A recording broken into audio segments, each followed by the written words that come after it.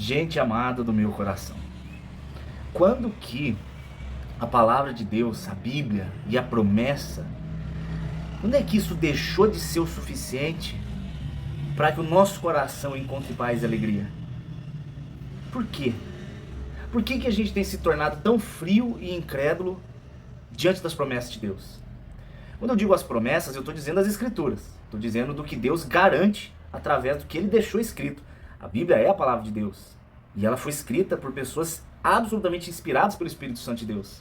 Então tudo aquilo que Deus disse, Ele é o responsável em fazer acontecer. Ele é o responsável para cumprir, senão Ele se torna mentiroso e Deus não pode mentir. Eu não estou falando de promessa quando pessoas dizem, Deus manda dizer, ou eis que sou o teu Deus e digo. Cara, infelizmente, por experiência própria, 90% das vezes isso é mentira. A pessoa está falando da carne que ela gostaria. Existem os reais, sim. Como é que você sabe? Vê a fonte, vê a pessoa que está te falando, vê se é uma pessoa que tem vida com Deus. Você comprova nas escrituras se faz sentido o que ele está falando. Óbvio que Deus não prometeria algo que vai contra as escrituras. Óbvio que ele não faria isso. E terceiro, clame a Deus para que confirme. Não acredite de cara. Peça ao Senhor. Fala, Senhor, é verdade? O Senhor mesmo disse. O Espírito Santo vai confirmar no teu coração, você vai ver outros sinais. Quem sabe, por misericórdia, Deus fala de novo, usando outra fonte, não sabia nada. Enfim, peça para Deus confirmar. Não tome decisões de imediato em cima de alguma profecia que alguma pessoa disse que é em nome de Deus. Não faça isso. Isso não é incredulidade. Isso é você pedir para Deus confirmar, ok? Mas, voltando agora para a promessa mesmo infalível, aquela que é impossível de errar, a Escritura. Se Jesus diz que me ama, por que eu me baseio em sentir ou não? Eu não preciso sentir. Eu tenho que crer. Fé é crer. Fé não é sentir. Não baseie a sua fé em sensações físicas. Eu estou arrepiando. Eu estou sentindo. Eu estou me emocionando. Cara, se tiver, glória a Deus. Mas se não tiver, não é necessário.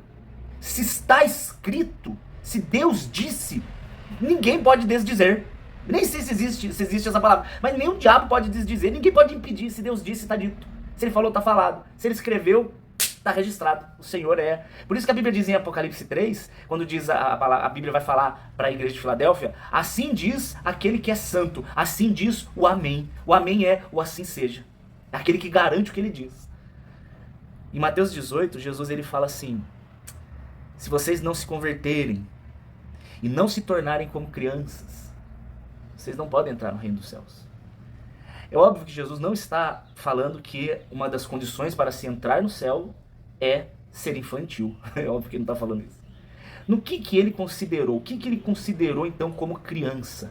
Qual é a humildade? Se você continuar o texto, você vai estar falando sobre a humildade das criancinhas. Em que sentido de humildade? No sentido de fé. No sentido de crer. Por mais absurdo que pareça, a criança crê. A criança não duvida. A Eli estava agora com o filho de uma amiga nossa da igreja, de um casal da igreja, e a Eli se propôs a levá-lo para a escola, né? Pegar o menininho, dar almoço, dar banho e levar para a escola. Deve ter 5, 6 anos, não tem mais do que isso, uma simpatia criança. E ele sentadinho aqui no sofá, ele veio e pediu para mim, tio Dani, amarra meu tênis para mim? E eu peguei o pezinho dele para amarrar o tênis dele. E para brincar com ele, a conversa foi a seguinte, eu falei, nossa mano, esse sapato é de futebol, que da hora. Aí ele, eu gosto muito de jogar futebol. E só parênteses, toda quinta-feira eu jogo futebol com o pessoal da igreja, e o pai dele é goleiro, né? E aí eu virei pra ele, só pra você entender o contexto, eu virei pra ele e falei assim, mano, você sabia que eu faço gol no seu pai todo jogo, né? Aí ele, Porque o pai dele é muito bom goleiro, né? Aí falou, você faz? Eu falei, faço. Seu pai defende de todo mundo, mas ele não consegue pegar nenhum chute meu, porque eu sou o melhor jogador do mundo. Não conta pra ninguém, mas eu sou o melhor jogador de futebol do mundo. Aí ele, sério? Você é? Que da hora! É óbvio que é uma mentira, gente. É óbvio que eu tava brincando com o menino. Eu não sei jogar bola desse jeito. Eu gosto muito, mas eu tô longe de ser o melhor jogador. Só que o que eu fiquei impactado foi na facilidade com que ele creu em mim e se alegrou.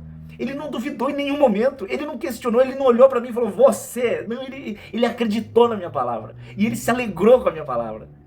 Cara, por que eu, sendo mentiroso, óbvio que é mentira, eu falo e ele acredita e ele pira? Por que a gente não acredita e descansa quando o Deus que não mente fala? Cara, Jesus fala, estou contigo todos os dias, até a consumação dos séculos. Tá lá, Mateus 28, 20. Não deixarei vocês sozinhos. estarei com vocês todos os dias. Por que eu não acredito nisso? Se ele fala, Filipenses 4,19, o meu Deus vai suprir em Jesus Cristo todas as suas necessidades, por que eu não acredito nisso? Ou então outro texto, por exemplo, Isaías 43:25, por amor de mim eu apago os teus pecados, e eu não me lembro mais deles. O Deus que é onisciente escolhe esquecer os pecados que ele perdoa.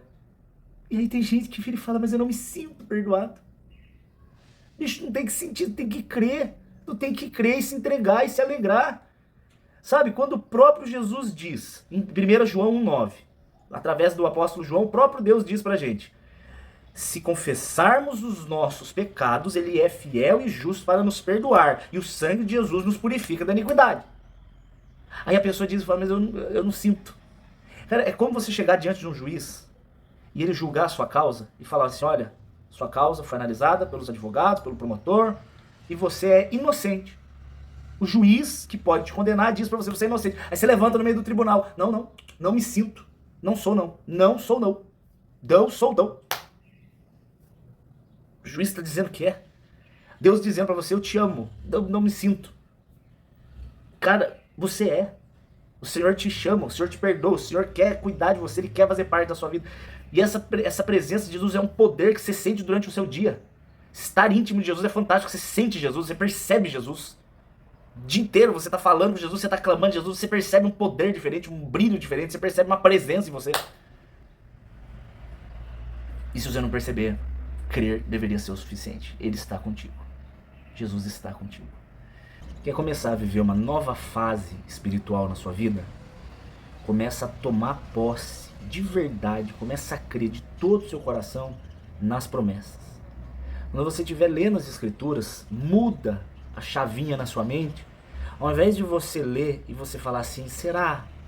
Quando você estiver lendo as escrituras e você vê alguma promessa, tem gente que fala assim, puxa, isso não é pra mim, ou cara, acho que isso não é verdade, ou isso serve pros outros. Muda, isso não é fé. Fé é você ler e você falar assim, em nome de Jesus, isso é pra mim. Sobre essa palavra eu vou lançar as minhas redes. Sobre essas águas eu vou caminhar. Lembrando que as promessas são para os filhos, e os filhos são aqueles que vivem em santidade. Não existe bênção para quem vive em pecado. Uma coisa é tropeçar, todo mundo erra. Você confessa o seu pecado, você levanta e volta a caminhada.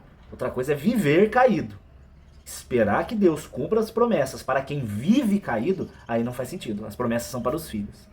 Mas se você confessa Jesus como seu Senhor, se arrepende dos seus pecados, busca se encher do Espírito Santo, mesmo sendo falho, como eu sou muito falho, eu preciso de Jesus em todos os momentos. Eu ia falar todo dia, mas todo dia ainda é pouco, em todos os minutos. E eu creio em todas as promessas. Eu vou viver, eu vou experimentar, eu vou colher, em nome de Jesus, cara. Viverei a vida abundante que Jesus promete lá em João 10. Como diz em Isaías 1, se você me ouvir e confiar, você comerá o melhor dessa terra. Eu creio. Apesar do meu reino ser na glória, eu creio que eu vou viver uma vida fantástica. Já nessa vida. Mesmo com perseguição, mesmo com aflição, azar. O que importa é que Cristo está comigo. Eu vou passar por todas elas. Como diz, terminando, Isaías 43, se passares pelas águas, elas não te submergirão. Se passares pelas chamas, elas não vão arder em você. Se você passar pelo fogo, você não vai se queimar. Porque eu sou contigo. Ainda que a gente venha passar, Deus passa conosco. Eu creia e descanse. Glória a Deus. Se foi bênção para você, manda para alguém. Vamos espalhar a palavra. Amo vocês.